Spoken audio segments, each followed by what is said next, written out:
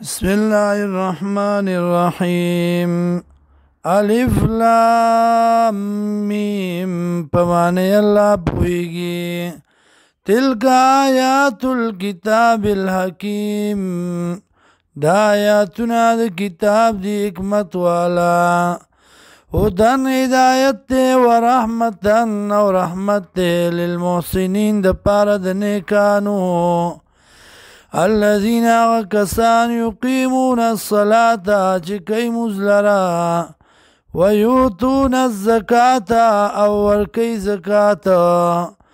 وهم بالآخرة او دي باخرت باندي هم يوقنون دي يقين كيم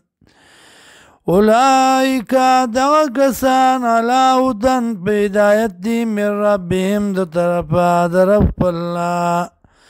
وَأُولَئِكَ هُمُ الْمُفْلِحُونَ ودغا کسانی کامیاب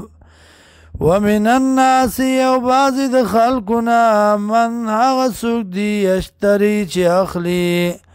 لهو الحدیث بپیدې خبرې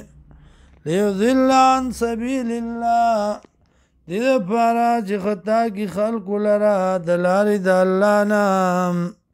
بغیر علم بدلیل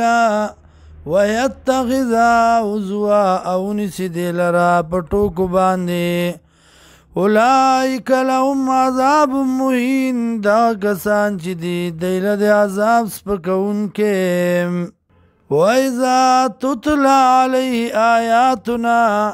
او هر کله چې لوستل شي په ده باندې آیاتونه زمونږه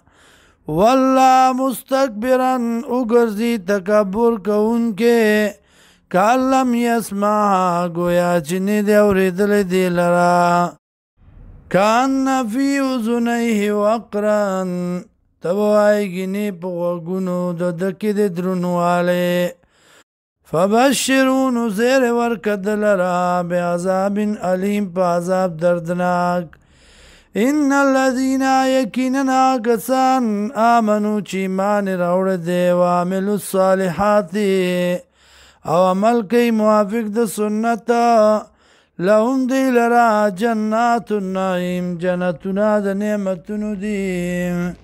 خالدین فیها همیشه به پدې کې وعد الله حقا وعد د الله د رښتیا وهو العزيز الحكيم او دغه الله دی غالب او حکمت والا